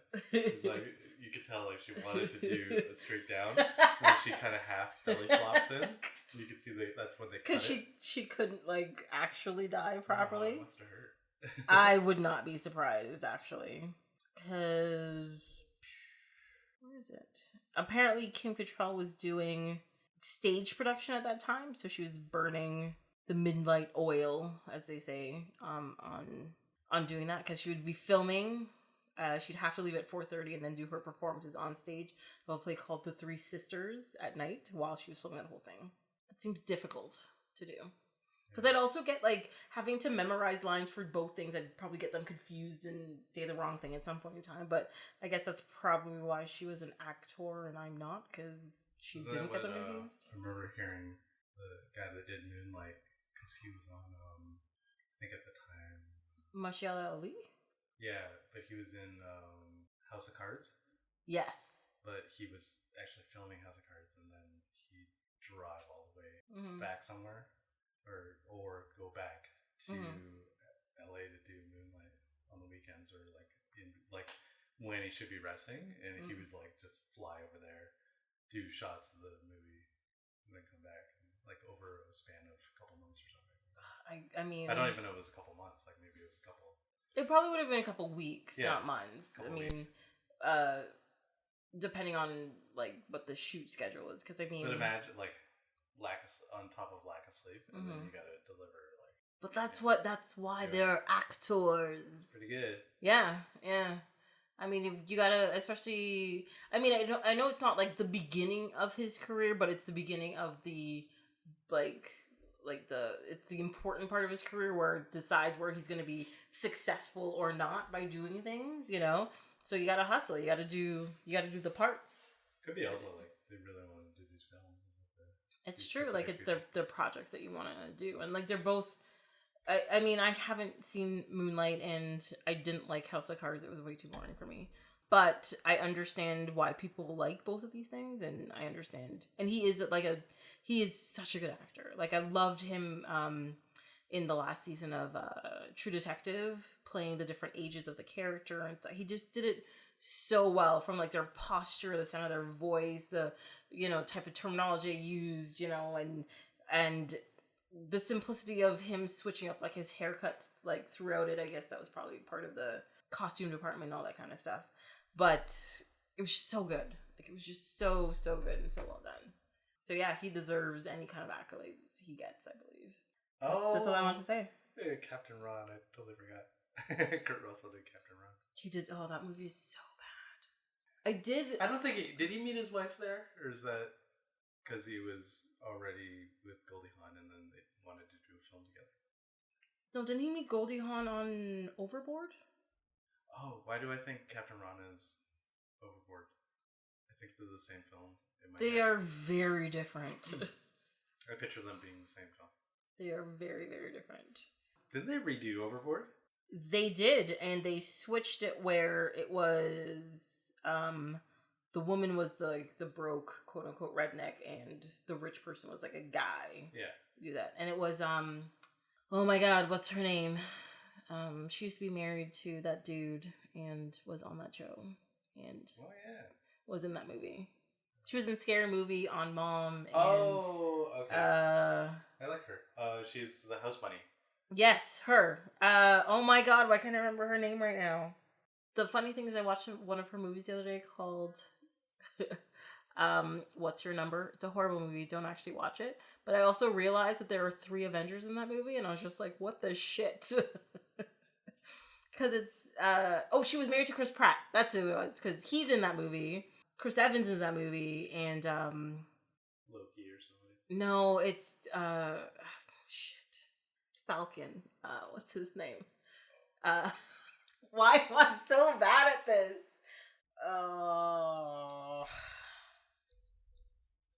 If you type in Falcon, you actually get things about birds. That's stupid.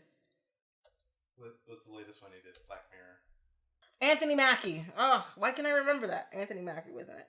And, yeah. Anna Faris. That's her name. Woo! It came to me. It took a minute. Yeah. But, yeah. She has a sitcom now. Mom. Yeah. Yes. Been on for a while. I don't really like it. Don't watch it. Okay. Even though it has, Allison Janney in it, who's a great actress and also a great comedic actress as well. But, wait, how did we get on this topic? Overboard. Oh yes, Overboard. Yes, so she was the girl that was in Overboard.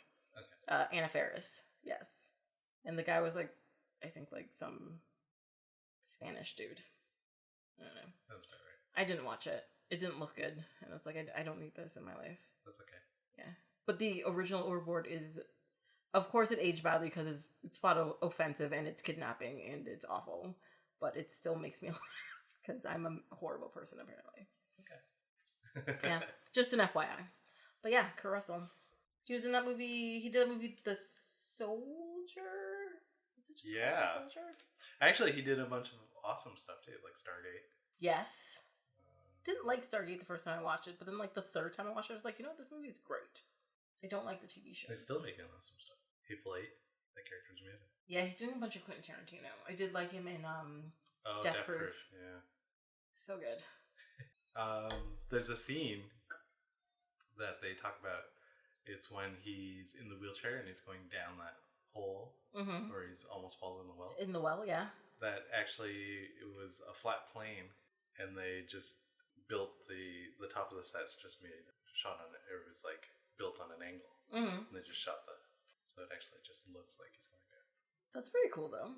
Yeah, and then they were talking about it where he hits. The only part that he was actually in the chair when they're doing that because they're just going sideways, and then I think they actually shot him when it hits the well and it kind of just jolts a bit. But the well is like forced perspective, so it's actually only a couple feet. Yeah. But Carpenter got worried because he was like, even a couple feet, he was like, oh no, you could really hurt yourself. Yeah, that's true. Yeah. But he said he was like almost having like a heart attack like watching it. Like, oh. Like there were no there's no rigging or anything. There was no ropes attached to it or something. Yeah, and then they both laughed about when he gets out of the wheelchair, or magically, and then jumps out. But he actually, when he jumps out, he kicked the wheelchair. He fully pushes his back. He does. That wheelchair could have been fine and stayed on land where it was, but no, not as effective. Not as effective. No. Well, bringing that stuff up. I always wondered, what was up with, the random monsters? Oh, yeah, some of them they don't even explain, that weird fish thing that grabs the guy in the sewers. Yes. No, it wasn't a fish thing. It was wasn't it, a spider thing that came out of the wall? Spider fish with hands. Yeah. Spider fish with hands, done. But there's also the, the beholder, that eye thing. Yeah, there's that. They don't explain where it comes from. But they explain its purpose. It is very funny though. He shoots it, and then Shen gives him a look, and he's like, "You don't know until you try." But then they stick a whole sword through it, so then it dies. Yeah. But what about the big monkey monster gorilla thing that just kind of like lurches around and then ends up on the Pork Chop Express at the end. You're just like, what are you doing? That's for the second season. Actually, I saw a comic, and I wish I brought it up. Somebody drew out what happens on the Pork Chop Express with that monster. And it looks amazing. Like, they drew this awesome Big Trouble in China comic sequence. What? A lot of people love that. It's a good movie. Like, especially like, if you just want something fun to look at that's not too offensive and whatever, it's great. Well, even the cover, The Big Trouble, when we finished Gary and His Demons last season, we did like, promo stuff. And so I took all the characters from Gary and His Demons and put them in this poster and then painted it. But I like that movie, but I also like the guy that makes those posters because he did I think it's the same guy that did the Indiana Jones ones. And the Star Wars ones? Yeah. Yeah, because they have the same kind of like feel and look to them overall, right? Yeah. So I just thought it would be fun to make a bad copy of awesome art. That's cool. There's apparently a comic book called Old Man Jack, which is just the adventures of Jack Burton. FYI. It looks kind of great. Did we talk about the sequel? No, we didn't talk about the sequel. So apparently, but haven't they been like? There was supposed to be another is just talk. So either it's a sequel, and as in it's now, and it's not going to be Jack Burton, or it's another copy of the exact same movie. I hope they don't do that because that'll just ruin it. There's supposed to be one that a couple years ago, or 17 or 18, in 2017 or 18, and it was supposed to be The Rock, and then it got held or stopped. Yeah, because I think what would happen with that is that The Rock will be like the star, but the problem with it is like the thing that makes the movie work is that the star is, like you said, isn't the hero. Yeah, it's the flipping of the. Yeah, it's a flipping of the like the roles or whatever, and I think that's what makes it work, and that's what makes it funny, and that's what makes it good. But if The Rock's in it, he's like, no, I'm gonna have to be the hero. I have to be the hero. It's also neat that so Jack Burton's like physically fit. And he's doing all these crazy, like when they go to save the Kim Cattrall and the other ladies that are trapped in that cage. Yeah. He goes underneath and like. Oh yeah, and he just goes across. He does all this physical stuff, but when it comes to actually fighting people, he's just really. Well, because even in like the big like battle fight scene, he has like that one guard fall on him, and he just gets like stuck there for half the battle, But or they open that door and there's all those guys, and and he kind of hide, like his gun gets jammed, and then at the end he jumps out. Yes, it's amazing. But also, it's not like he's a coward. It's just he's not bad luck. I don't even know if it's bad luck. I don't think it's. I think it's more that he doesn't actually know what he's doing, so he does the wrong thing and he gets stuck in places. You know what I mean? He just, I don't know. That's it. That's all I got. How did they get in the elevator? Okay, like because that monster comes out of the elevator. They were trying to get in the elevator at the end to get out of, because the big marriage battle's done, and then that monster comes out, and then somehow accidentally they get in the elevator. No, they kick him in the balls. Oh, because Kim Cattrall kicks him in the balls. Yeah, and they just pass by him. Yeah, and they get in the elevator. Yeah. Yeah, he never does anything. No, he doesn't. Well, he kills Lopan with lipstick on his face, so that counts, right? Yeah. so stupid. Kind of. Oh, that scene's awesome too, because in the background, the other guy's fighting. Oh, and he's like the at doorway? Some point, because it's like in a distance, so you see him in another room, and it's almost like a cartoon. But then halfway through the fight, because it's like a normal fight, and halfway through you can tell he's not winning; he's just running away. Yeah, it's awesome. It's just they don't make like fun, easy movies like that anymore. Everything has to be so dramatic. I don't know. Maybe they do. We just haven't seen them. Like what? Well, I don't know because we haven't seen them. You haven't seen them? Yeah. Well, I mean, there's a bunch of like there's something I haven't like the latest Suspiria, or actually Kurt Russell did one a couple years ago called Tomahawk, and that was amazing. Tomahawk? Yeah, and it's basically settlers and they get attacked by cannibal Native Americans. Of course. Yes. And I think racism. They want to have a posse go save everybody, and then Kurt Russell and all these men are part of it. But then so Tombstone? No, it's called Tomahawk. I'm kidding. But then when they go to save the only person, there's actually two people that are only with the wits about them or able to deal with the situation, and it's like one of the surviving. I think it's a surviving. I can't have seen this film in a while. It's either the woman that survived the original attack, and then a native guide who told them don't go because you'll just die. And of course, they all just die. So they all decide to go and die. Yeah, but also like they underestimate what they're going against. But it's a pretty cool film. But he's in that, and it seems like a weird, not low budget, but definitely that's a film a lot of people haven't seen, but it was enjoyable to watch. And well, really because probably people have never even heard of it, because I haven't. But yeah, people still make fun films for themselves that are fun. I gotta track some of those things down. Or what's the other one? I really liked it. It's in Detroit. It Follows, the one where it's a weird monster that... Sex Monster? The Sex Monster one, yeah. No, I didn't. I had no interest in watching that. It's great. Okay. But, like, you don't see it at all, except the person that is getting attacked sees... My problem is that nobody has told me anything to sell me on watching that movie. And I don't know if it's because, A, the advertising for that movie that came out, when it originally came out, just made it seem like a random slasher movie with a bunch of sex in it. And I was just like, I have no interest in watching that. No, it's really good. It's really great. Well, I think that's a fault of the advertisers then. They're not advertising the movie that they're putting out. They're advertising something completely different and not getting the audience in to watch the actual movie. I don't know. There's a bunch of films that are like that. Nobody sees them, but somebody sees them. Like they're now on Netflix and stuff, so I guess there's still an audience. Yeah, somebody's going to end up watching it at some point in time. Like word of mouth. Well, yeah, I think that happens with probably about half the movies that are made, because there's no way that there's somebody out there that knows every movie that's put out, because that's just ludicrous.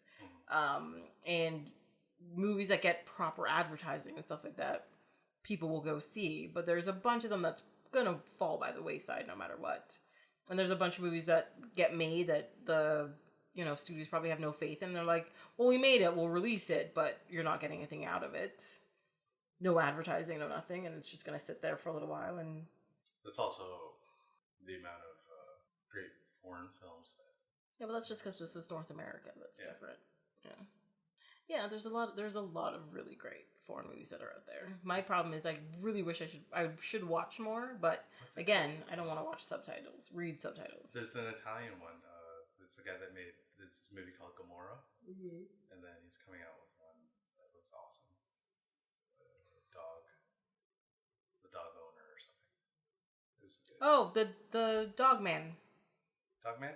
Yeah. Dog Man. I saw a trailer for that like yesterday or today. Yeah, it looks cool. It does look interesting, yeah. Because it starts off, like, the trailer starts off really cute. Like, he's there, and he's grooming a dog for this little girl. It's like, you want me to comb his hair? Blah, blah, blah. And right away you get the point of it. You're like, oh, that's dark. Where is this going? Let's go see. Yeah. That does look like it's interesting, that's for sure. Yeah. I think it's also, like, there's a romanticism in the early 80s, or that time period when Big Trouble was. Because I think there's a lot of films that I love that just because of rental places that before even Blockbuster was around. I used to go to Bandito Video. It was like Ambassador Video for me, yeah. And it was just like this family owned this thing, and then all these like weird films would be there, and like, get to see whatever I want. And so I got to see like awesome, Big Trouble, Buckaroo Banzai, Return of the Living Dead, like all these like movies I shouldn't see when I'm a kid, but then when I see them, it's like, oh my god, this is amazing. But they're also like, I can't picture somebody selling that to an audience and then the audience being like, yeah, I'm gonna spend my money to see this, unless you actually go see it. You don't know what you're missing out on. It'd be a big gamble, especially like a different idea, like Big Trouble, where it's like the flip-flop idea. Yeah. Where if they explain that in the commercial, I'm sure a lot of people would be like, I don't want to see that. No, but it's not. I don't think it's about explaining it. I think well, that's actually one of the problems with a lot of trailers right now is that they give away the whole movie in the trailer, and you're just like, no, I don't want you to tell me the whole movie. Your trailer is supposed to sell me on watching the movie, not tell me the whole Or the movie. feel of the movie. Or the feel of the movies. And where I find a lot of trailers and stuff right now, either they go one way where they tell you the whole movie, or they tell you nothing about the movie and you're like, I don't know what this is, and like the advertising is just wrong for it, so you just don't go see it because you're just like, I think it's gonna be this, and which sucks. I have no interest in that, you know? But I don't know, but like you said, I don't think they're making people don't want to take a chance on something that's new or different or whatever. And because I'm not saying, you know, the movie industry isn't about business. I get that. But the industry is actually about telling stories as well. And they want to see a cookie cutter movie, like story being told. And those are the things that they're putting out there. And I'm like, no, you can try something a little different every once in a while. And then it takes like 20 years to get something different comes out. It's a blockbuster, and then everything is like that movie, and you're just like, now you're just ruining a type of genre. It's really frustrating. Probably always been like I don't know. Maybe I'm just being bombarded with it now because it's everywhere. No, you know, old age. Is it old age? Yeah. Why is that old age though? I don't know. I'm not saying anything about the young people or anything. I know. Why you can. Why are you hurting me like this? That's not nice.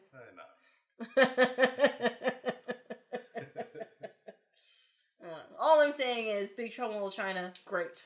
That's all I'm saying. It is. You know, that's all. That's all I got. Wunderbar. I don't know. We have anything else to say about it? I don't think so, except that I still really like it and it's good and it made me laugh. And it's fun. Romp down memory lane watching Big Trouble in Little China. It's such good poppy. Oh, that's the other thing. Stuff. I wish I researched. At the beginning, there's a bunch of guys in the airport to go kidnap her, and so there's a bunch of henchmen throughout the film, and they're all different. But the guys at the beginning, the one guy has a specific move where he has double those cop pull-up batons. Yes. And then he does like a double knife kind of move where he swishes between sides. But the way they shot it, or the way that he acted it out, or like he was moving, reminded me completely of. I wanted to look up if it was the same guy that was in Batman, because there's a scene in the original Batman where he gets attacked by a double sword guy, like the Michael Keaton one. Yeah, and then Michael Keaton just like basically Batman punches him, but it was like a cool scene in the original movie. But his actions in this film, I was like, oh, it's reminded you of totally that thing? like the way he's moving is totally like that guy. Interesting. Yeah, I don't know. That'd be awesome. I can picture the scene in Batman that you're talking about. I can picture the scene in the movie, but I don't. It also brings up the point that I wish there was a movie or a nice long documentary about action stuntmen in general that do the different stunts and how many films they're in and how often they get. I think there'd be a lot of sad stories if you watch that. You don't have to make it sad. You could just make it about the movies and the moves and things they influenced to make something look cool in a certain movie. That is true. Like the Batman fighting scene or stuff like that. Like not just the choreographers, but like, oh, this guy was really good at this. Like the stunt coordinators and the actual like stuntmen. That movie wouldn't be made without this guy, this specific guy, and his cool moves. Yeah. Well, because especially when you have like an action movie, like a stunt coordinator and a stunt choreographer, are really important to like the overall feel of the sequences. Because if those people get it wrong or they get it differently, the movie feels completely different, right? Yeah, and specific guys are really good at specific things. Yes, that was the neat thing about Big Trouble too. Is he grabbed a bunch of Hong Kong guys. And at that time, I'm guessing 80s to 90s, that was Jackie Chan. You know, it's like almost a golden era in Hong Kong for... In Hong Kong films and stuff like that? Especially for those Kung Fu films. Yeah, I guess that makes sense. Yeah, that's actually kind of cool now that I think about it. Yeah. Yeah, well, that's all I really have to say about it. Oh, also, sorry, one thing. So the Chinese characters that they put on screen at the beginning of the movie, they translate approximately to evil spirits make a big scene in the little spiritual state. FYI. That's a nice name for a movie also. Yes. That's it. That's all I got. I'm about the same. All right. Well, thank you for being here again for these couple of big movies. I wish I did more research, but yeah. I kind of wish you did more research too, because you're like, I think this, and this, but I have no way of proving any of it. I know. Horrible. Especially in Lebowski, like trying to figure out what those landmark places, like Jackie Treehorn's like Malibu house, yes, cool house. There's like a burrito place that they go to or pass by that looked awesome. That probably doesn't exist anymore. What that bridge was where they drop the money, and that Uzi goes off. I bet you there's probably like a Hollywood tour or something you can go on that they're like, oh, here's the films of Big Lebowski, or here's the scenes from like a bunch of different movies, and Big Lebowski's on there. That'd be really cool. I'd totally go on one of those tours. Same with Big Trouble. Yeah. Oh, yes. Apparently, some of that is LA's Chinatown, and then the majority is it does a lot. Say it takes place in LA. No, it's supposed to be San Francisco. Is it San Francisco? Yeah. Oh.